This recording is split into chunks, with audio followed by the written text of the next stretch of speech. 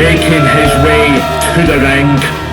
From Liverpool, England, the Crossroads Wrestling Heavyweight Champion of the World, Tom, a.k.a. Murphy Rhodes. Alright, hey, calm down. Welcome to the first ever episode of Crossroads Wrestling Dark, where, as it says on the tin, this will review everything that happened on AEW Dark on Tuesday night, which is free on YouTube, which is insane. Free wrestling.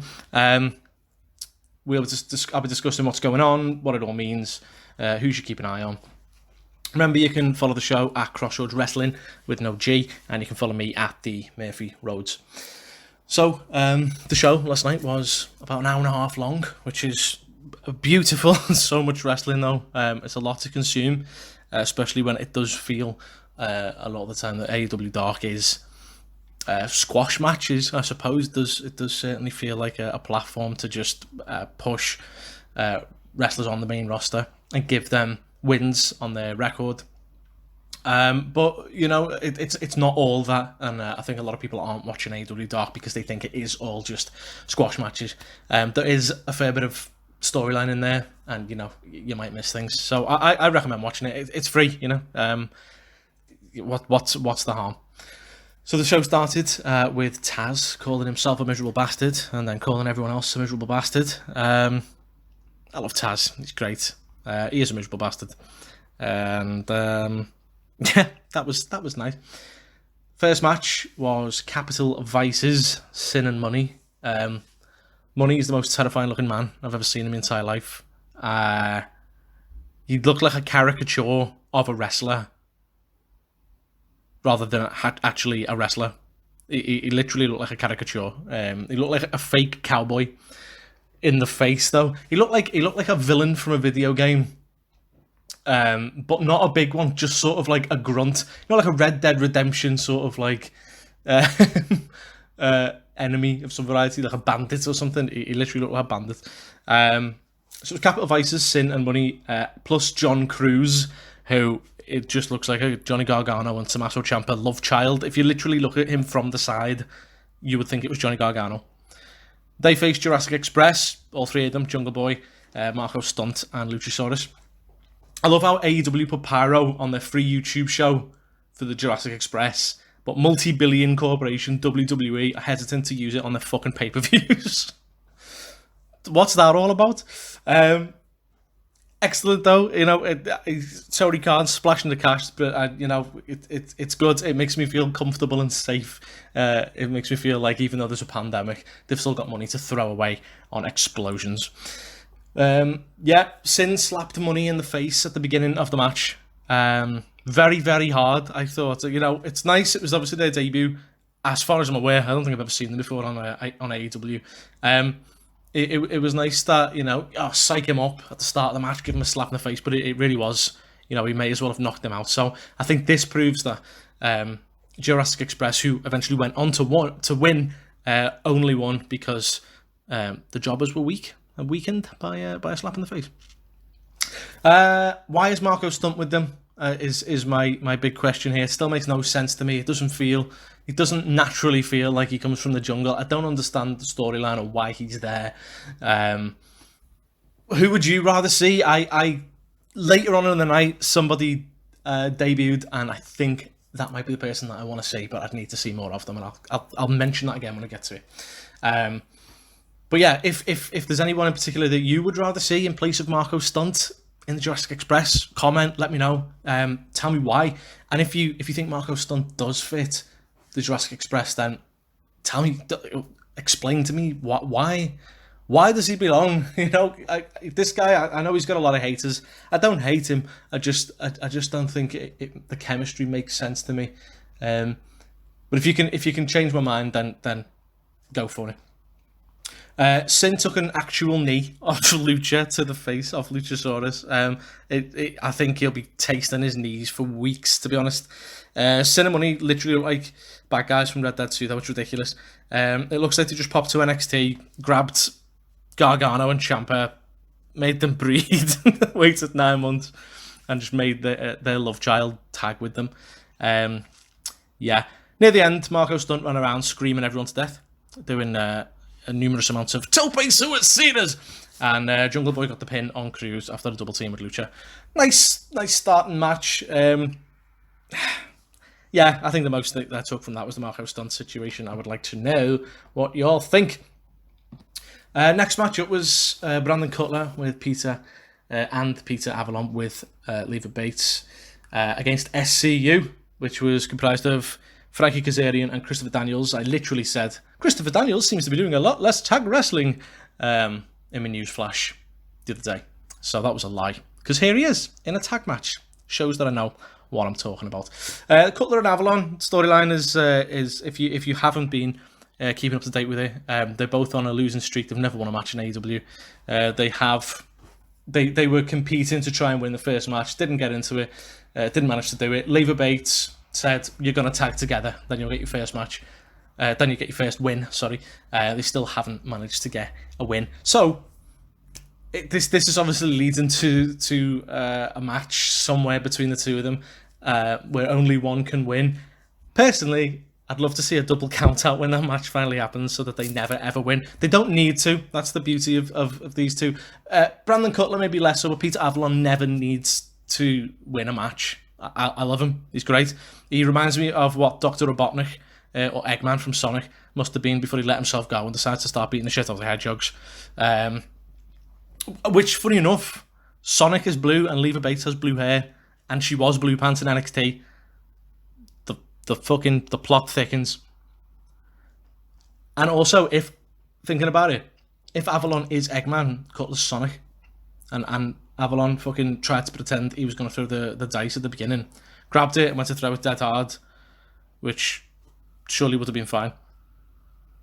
Do you know what I mean? It's a D20. Why? What's the problem? Why can't he? I know Brandon Cutler's been rolling it, but if you throw the dice, it's not going to explode into a million pieces, is it? It's going to like just bounce. Maybe would have rolled a D20. Maybe would have rolled a natural 20. We're never going to know, because Brandon Cutler fought it off, and Brandon Cutler's the real heel here, and Peter Avalon is the face. The D20 also seems to land on 10 every week. I don't know if anyone else is noticing that, but it's just bang average right in the middle. A little bit like the matches that they're having. No, I'm enjoying that. No, I'm enjoying the whole storyline with Avalon and Cutler. I really am. I really do like Peter Avalon. Though he's got a really, really strong character, and the gimmick makes me laugh. And he feels like fucking Gabby J off Super Punch Out on the SNES or something. You know what I mean? He's never won a match, but he doesn't need to, because you love him anyway. The Celebrity Rehab by SCU finished off Peter Avalon, of course, and their losing streak continues. Next match was The Real Mean Girl, Danny Jordan versus Big Swole. So I've never seen Danny Jordan before. Her gimmick. What my first impression was, my first impression was, it looks like a goth. The burn book must be like a pagan spell book or something. It took a little bit longer for me to go, oh no, she's a bully. Like, the burn book is obviously insults, not like burning on a pyre for spells. So yeah, she was carrying a folder that said the burn book on it. I didn't get the reference. It took well too long. It had a piece of paper on it when she opened it that said, Big Swole, I'm stronger. Made out with a hot dog. What? So, my partner Zoe was there, and she googled it. Apparently, it's a Mean Girls reference, which would make sense because her name is The Real Mean Girl. Took me way too long, to be honest, to get onto that. I'm not sure what the correlation is between Mean Girls watchers and wrestling fans. Don't know if that gimmick's a little bit niche for this company. Maybe I'm wrong. Maybe I'm just ignorant, and Mean Girls is brilliant and everyone's watching it. I don't know, but I have never watched it, so I didn't get the gimmick. But you know, give anything a go. Do you know what I mean? If dressing up like an ice lolly is gonna float your boat, do it. Do whatever you want. Who am I to argue with that? On the next page of the folder, it said Nyla Rose, not even that scary, seen cuddling with a kitten. That made more sense than the Big Swole one to me. What's a hot dog got to do with anything? Again, I understand this is probably a reference that I'm just not getting. But you know, they should They should explain every gimmick. Every time someone debuts a gimmick, they just have to come out and go, "This is my gimmick, and this is what it means to me." That's a dreadful idea. Don't do that. Danny Jordan threw the burn book at Big Swole. She shit herself when Big Swole picked it up and went to throw it back at her. She started reading it. Swole read out her own insult, laughed, threw it out the ring. Match was pretty straightforward. Finished off with Big Swole spinning and punching the shit out of Danny Jordan. She may still be flying somewhere. I don't know. This match just confirmed for me again that Big Swole needs to be on Dynamite. And let's face it, they need more women right now. She's it. She's got the charisma. She's got the ability. She should be there, hands down. If you've got an argument for that, tell me. After that, it went to Leva Bates, Peter Avalon, and Brandon Cutler backstage. They were arguing, and it seems they broke up as a tag team. Leva Bates looked very sad. So yeah, as I say, I think they're gonna have to settle that in the ring. And please give me a double count out. David Ali was fed to Lance Archer on his debut. He had a nice jacket though, so it's not all bad news for him. Archer brought his last meal out with him. It was just a large man from backstage. I love this every week. Lance Archer's music hits and you think, oh fuck, like who has he murdered on the way out here? Archer got in the ring. When Archer gets in the ring, he looks like me when I go swimming. He looks refreshed and ready for fun. I don't know why I got that impression, but he looks like he wants to be there, doesn't he? He just looks like he's on a family holiday with the kids, but they've gone off to the pool and he's like, or they've gone off to a play area with the mum, and he's like, oh, I've got the pool to myself. He's just got that face. Archer chopped. He delivered a chop to the chest on David Ali while David Ali was sat on the top corner at one point. I think he might still be screaming. The scream was ongoing for a little while. So he could be in a hospital bed somewhere just screaming now. It's quite possible. I believe it. Archer went for a couple of fake pins and then, picked him up like, I'm not finished with you. Slammed. That was a little bit Braun Strowman, wasn't it? I'm not finished with you. That's Lance Archer. He slammed Danny. Danny? Who's Danny? He slammed David Ali's head through the floor repeatedly. But, every match of Archer's looks like the Mountain and the Viper from Game of Thrones. He just crushes heads, doesn't he? He gave him a choke slam from about 80 feet after the match and screamed, "Everybody dies!" I've since found out that he's a very devout Christian on Twitter. So, absolutely bizarre, but, more power to him. Brilliant. Next matchup was Fearless Musa, Captain Sean Dean, they tagged together, versus Bad Boy Joey Janela and the Concrete Rose, Sonny Kiss. This was the match of nicknames, apparently. Joey Janela's promo sort of video thing came on last week about him feeling lost, and Sonny Kiss picked him up in a car. So I guess they sort of found themselves in this tag team with Sonny Kiss. I love the tag team. I think it works. It's brilliant. They're absolute. They do not seem like they should go together, but they really, really, really do. It feels like a natural tag team, Joey Janela and Sonny Kiss, and I feel like they could really work their way up the tag rankings. And I'd love to see them as champions eventually down the line. There's a lot of other guys that need to be there first. FTR are a prime example of that. But I think Sonny Kiss and Joey Janela would be great tag team champions in the future. I noticed when Justin Roberts was announcing the bad boy, Taz was saying, why does Justin say the bad boy like that? And why does Joey have all this pyro? Lance Archer stormed out halfway through, just sort of angrily. Jake the Snake held him back. I don't know what was happening there because he just left then, I thought he was going to come out again and destroy everyone, but he just came out pissed off and left. But, okay. Sonny Kiss destroyed Musa with a split-legged splash from the top rope. I'm going to call it that. Competition time. Name that move. The splits thing that Sonny Kiss did from the top rope. Name it. Put your name in the comments. And genuinely, like that move was awesome. If that was me, my groin would be destroyed. I don't know how Sonny Kiss does it. That was insane. Red Velvet, her debut, it was, and Kenzie Page versus Ali and Brandy Rhodes with Dustin and QT. Red Velvet came out at her entrance. She was just staring, like pretending to stare a pot. You know, I don't know if she was saying I'm a shit starer or what was going on. I didn't understand. I feel like that was the gimmick. Staring. So, okay. Good luck with that one. I feel like that might change down the line. So Red Velvet came out staring a fake pot, and then Kenzie Page came out and sort of just mimicked the word bitch.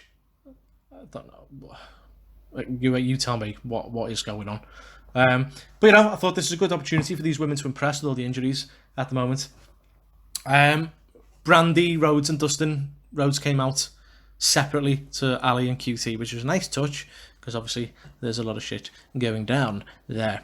Obviously Dustin Rhodes and QT Marshall have a title match tonight. Looking forward to that one. Ali was wearing the Nightmare Family jacket again with her bunny-esque attire under it. I felt like this was a sort of wolf in sheep's clothing illusion, which was nice. Again, another nice touch. Ali was fighting like a heel. Brandy was fighting like a face. Again, nice touch. Lots of nice touching in this match. Not like that. Filthy mind. QT Marshall was treating it like a way for them to bond as well at ringside when things were happening, when they were tagging and things like that. He was having a great time. I think Dustin just wanted to get it over with and get out of there. Red Velvet pushed Brandy into Ali while staying at ringside. No, sorry, I can't speak. Red Velvet pushed Brandy into Ali. She fell off the apron and stayed down at ringside, injured. Well, fake injured. She was absolutely fine. Brandy absolutely was getting tag teamed, and then she just cleaned house. Eventually, she's fighting both of them alone. Ali tagged herself in without Brandy knowing because it was an Irish whip, and she tagged it on the back. Brandy speared Paige, Kenzie, not Hangman Adam, and tried to pin her. Ali was legal, came in, shooed Brandy away, and stood on Kenzie for the pin. Brandy got pissed off after the match, pushed Ali. Yeah, and you know, I enjoyed it. This was nice. It furthered the storyline a little bit. This is the kind of thing that, you know, if you're not watching Dark, you're missing bits of storyline that are going to actually be on Dynamite as well. So, again, again, another reason to watch Dark for sure.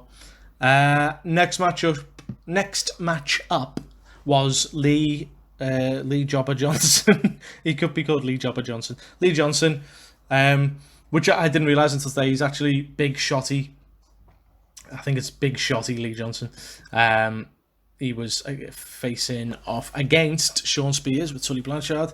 I haven't heard, right, so I've been looking forward to, because Justin Roberts has obviously been away with this pandemic, I've been looking forward to him coming back just to announce Shawn Spears, because he doesn't normally, when he announces Shawn Spears' name, the natural way for a lot of announcers would do it is obviously Shawn Spears, higher, but he's always said it, Spears, with such disgust, and I've always loved it, where he goes, Shawn Spears. It's like he absolutely hates this man, so I've been looking forward to it, and I was like, yes, Justin Roberts is going to announce and say Shawn Spears' name, and he went, Shawn Spears! So I was a bit devastated there. So Shawn Spears has a glove now. So he's, of course, a changed man, as we all are, if we get gloves, and if we're men, obviously. So he didn't need a tag partner, he needed a glove. We've all been there. I feel like this is a magic sponge job, you know. You don't need a tag partner, this is a magic glove. And if you have the magic glove on, you can never lose a match. If it's not that, if there's something else going on that I clearly don't know or understand, again, let me know, because this feels a bit weird. I'm hoping that there's more to it, but during this match, it literally was just a match of Shawn Spears with a glove on. Nothing else. That was it. I want an episode of Dark where all the jobbers win. Well, I know they're not technically jobbers in AEW because they are they return like every week. Something like developmental enhancement talent. I know it's a bit different in AEW, but I still want an episode of Dark where all of the enhancement talent, if you will, wins every single match. Not for any reason other than I just want it to be strange. Really, I want a weird match, a weird show where everything is weird. Yeah. Do I need another reason? I don't think so. So what happened in this match then? Spears did a weird suplex. Kind of really hard to describe. You have to go back and watch it. Again, it's free on YouTube. Why not? Spears did a weird suplex type thing. It was like he was at ringside and then he did this suplex and left them upside down and their head was at the bottom rope and their feet was like at the top rope facing outwards. I'm trying to describe this best I can. And then he just booted them in the face. It was a good move. It was fun. And then Spears was using his glove to sort of like, stroke Lee Johnson's face with pain. I don't know what's going on. The special glove finisher that everyone knows about. Spears finished him off with a sharpshooter. And his eyes kind of went glazed over at the end like he was possessed and this kind of thing. I still don't know what's going on with him. I love him, but I'm not sure the storyline. I don't know if they know where they're going with it. I feel like their storyline with Shawn Spears is a bit like Lost, the TV series, where they didn't know where they were going. They were just kind of writing every week and going, should we give him a glove? Should we just put a bear in the forest? It feels a little bit like that. It's fine, if they do know where they're going, fantastic. If they don't, I'm not mad about it because it's still, it's still weird. As long as it doesn't turn into an Eric Rowan carrying a cage around every fucking week just to find out it's a tarantula that no one gives a shit about. Next match was Brady Pierce, who I can only describe as a Ken doll, but apparently his gimmick is that he's got the best teeth and the best boots. Okay. Can you, like, the next gimmick's going to be like, I've got the best chest hair. And actually, to be honest, I think that's been done. I'm thinking like A-Train. I think, like, I don't know. You can make a gimmick out of everything. I have got a juggling ball. That is my gimmick now. So yeah, he's got the best boots and teeth. I've seen better, personally. He tagged with John Skyler against the Dark Order, which was Stu Grayson and Evil Uno. There were like 4 guys at ringside. Well, they were actually at the top of the entrance ramp just watching. Obviously numbers 4, 8, 15, 16, 23 and 42. Feel like Dark Order need a makeover, personally. The whole purple black doesn't feel like scary. I sometimes wonder if they're meant to be a comedy act, and I don't think that's what they're going for, really. Maybe it is. I don't know. What do you think? For me, it doesn't feel like it should be a comedy act. It feels like it should be absolutely fucking terrifying, and it feels a bit naff at the moment. I like the whole idea and the faction, and I love Brody Lee, and I like the whole recruiting the people who are losing and shit. I just think it needs a rework. I'm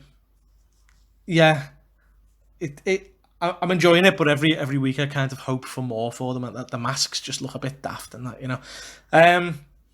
Match wasn't really amazing. It was okay. Nothing really happened. Then Stu Grayson and Evil Uno did the fatality.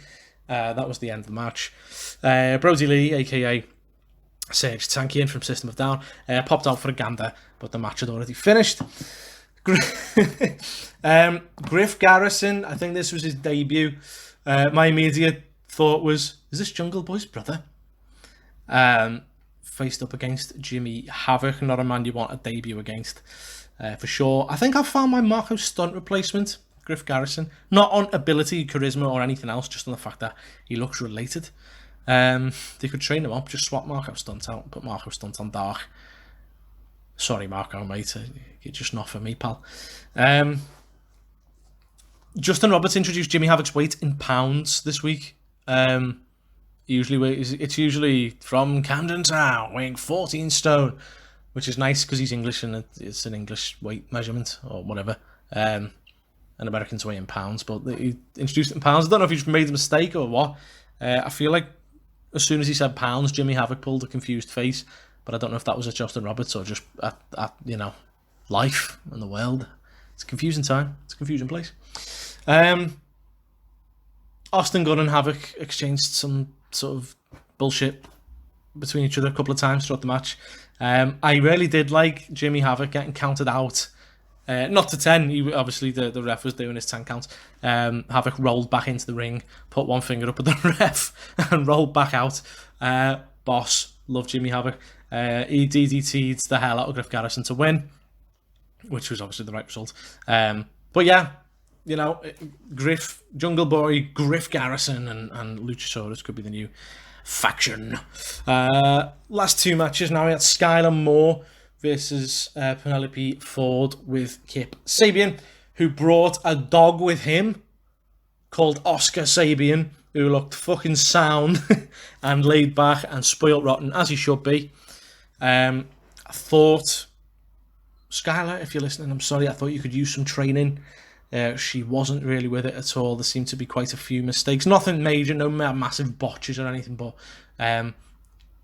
I feel like she could do with, you know, a few rounds with, I was going to say Nia Jax, then that'd be an absolutely dreadful idea. I feel like she needs training up. But, you know, I suppose AEW Dark's a good place to do that, but if you... I feel like you should have that training. I'm not a wrestler, so I don't know, whatever. But, you know, if you're getting into the ring with someone, you don't want them to be, like, a bit awkward and a bit clumsy, do you? In case, you know, that's easy cause of injury. So, yeah. But, you know, keep it going, keep it appearing on Dark every now and then, and we'll see, maybe she'll get better. Penelope choked Skylar on the middle rope with a leg and managed to stroke the dog who was in Kip's arms at ringside and kiss Kip Sabian during the ref's 4 count. Awesome. Loved the character. And also Penelope Ford's handspring cutter, I'm going to call it, off the ropes is boss. It looks absolutely sick every time. I go to say, if she can perfect that, it'll look better than an RKO. I know it's essentially the same thing, but with the handspring and man, it just looks cool. It just looks cool. She did the fisherman suplex to win, Penelope Ford, that is, and the prize was a dog, which you can't complain about. Penelope Ford and Kip Sabian started making out, and the dog looked pretty fucking embarrassed, to be honest. It looked awkward. It looked like it did not want to be there. The main event was Robert Anthony versus Scorpio Sky, who I've since found out is an Aries, not a Scorpio, which as a Scorpio myself is a bit of a letdown. He's actually one of my favourite wrestlers in the company, and I thought he was a Scorpio, and he's not. He's an Aries. Aries are sound as well, that's fine. Robert Anthony's theme, if you've heard it, does it sound like MJF's theme? Because it does to me. Maybe you could join him with Wardlow and Robert Anthony, I don't know.